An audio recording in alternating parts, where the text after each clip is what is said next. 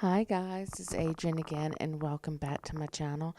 I have made yet another card using the Peaceful Poinsettias and the Blended Seasons stamp sets. I have sped this up super fast because most of this video is self-explanatory. Every now and then I will interject some info about the card that I'm doing, like right now. Great little trick.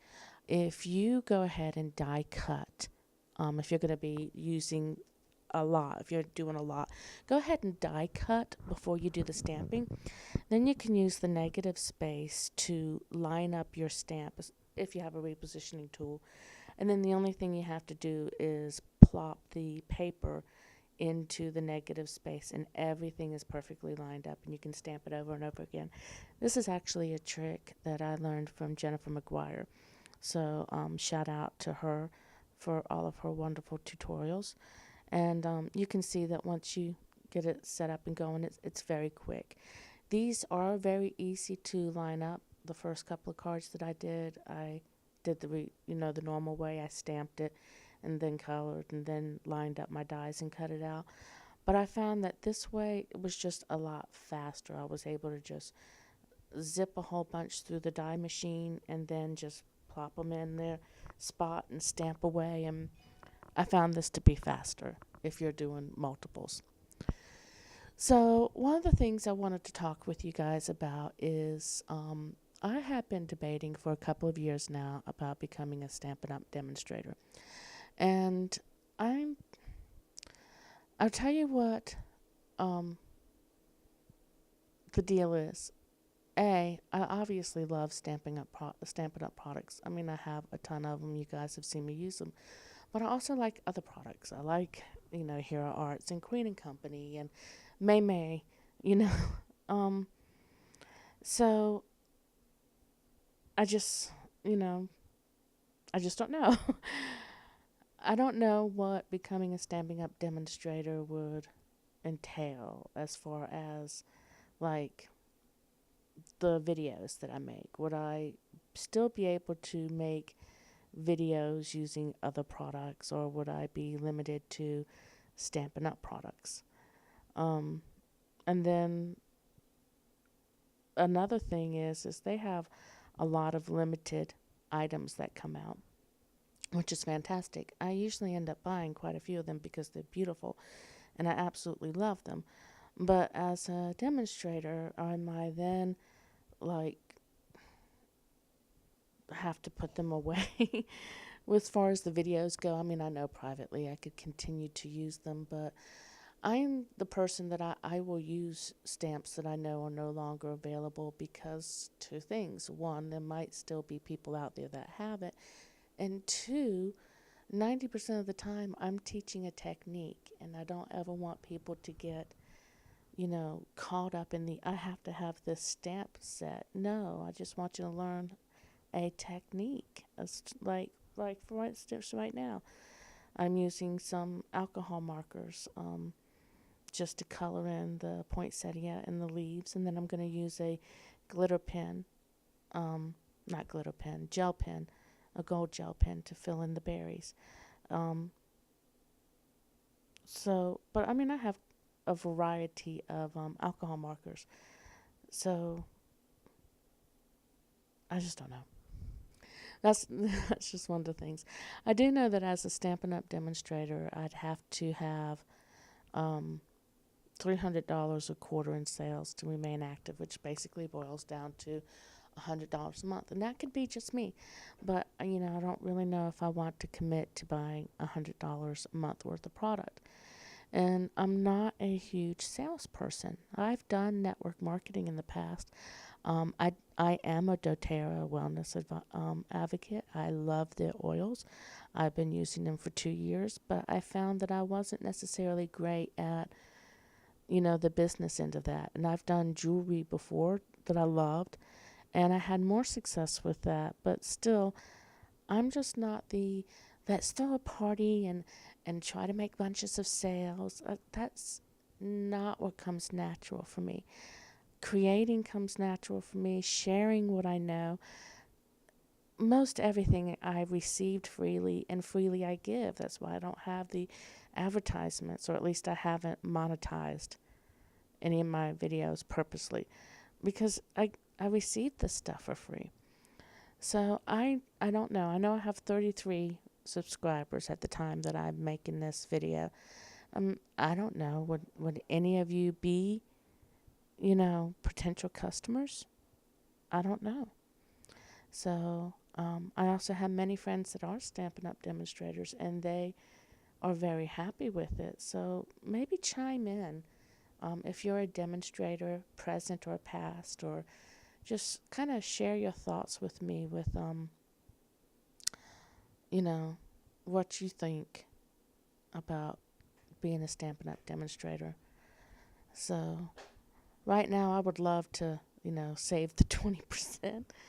And I did the Hero Arts monthly kits for a while, and that's in a same way.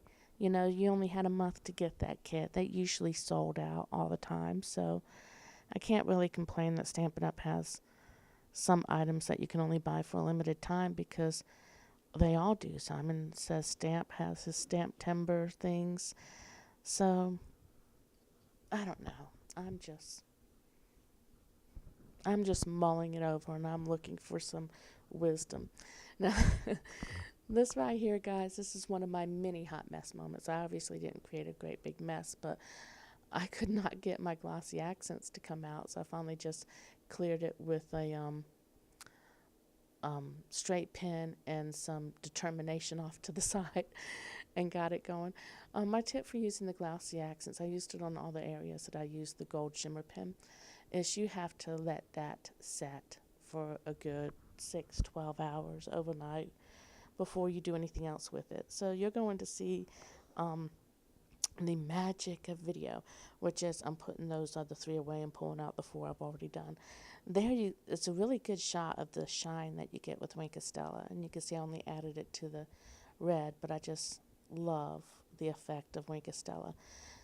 So for my front sentiment, the Merry Christmas, I'm going to be using Stampin' Up's Real Red. For the inside sentiment, I'm going to be using VersaFine's Black Onyx.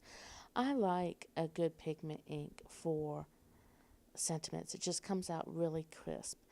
And if you had noticed that I had cut the papers at a slant and was just stamping them to kind of create my own background paper, because I thought the green by itself was a little bit boring, now you see why. I am going to be using it to kind of create a strip in the middle, but I didn't want it to be straight. I wanted it to have a little, something to it, so I did it at a diagonal.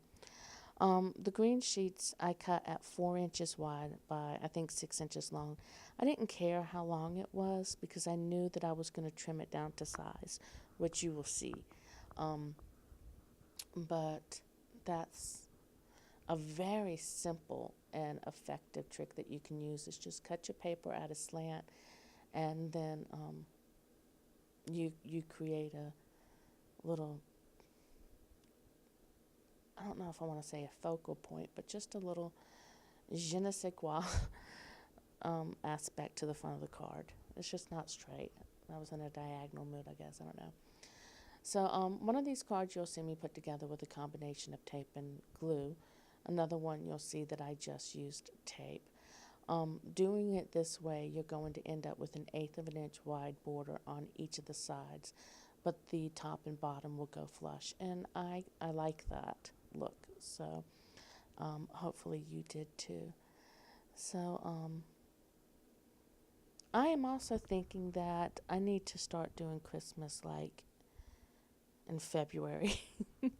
I'm debating if I'm just going to start doing Christmas, a little bit of Christmas all year long, because I find that so much has changed this year. Like, I went back to work.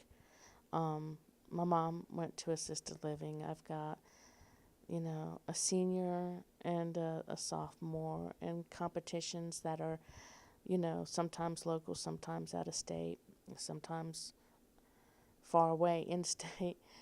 And like this year, I was just completely at a rush to get my Christmas cards done, and then somebody hacked into my stuff and somehow got my banking information and stole like $1,000 from me. God was good. I was, disputed it and I was able to get the money back, but I got it back on December 22nd. So, yes, my son and I, my oldest son and I, were huffing the Walmarts on December 22nd trying to get literally 80% of Christmas shopping done because, I couldn't do anything. But yeah, God was so good. All of my bills got paid. I mean, we had enough to pay the bills. Essentially, what had gotten taken from me was the money we had saved up for Christmas. So, and then it got returned. But this Christmas has just been a huge rush. And I just don't want that rush. And I know that some of it is that I just don't have the time I used to have. So, so don't be surprised if you start seeing me do a little Christmas all year round to maybe help inspire all of us to get ahead of the game so that we can enjoy the season when it comes. So anyway, leave your comments below. Give me your thoughts on becoming a Stampin' Up! Demonstrator or not. Like I said, I love their product. I would do it just for the discount. I just don't know if I can solely support the $100 a month needed. So, and tell me if you like these cards. Merry Christmas, guys. Bye.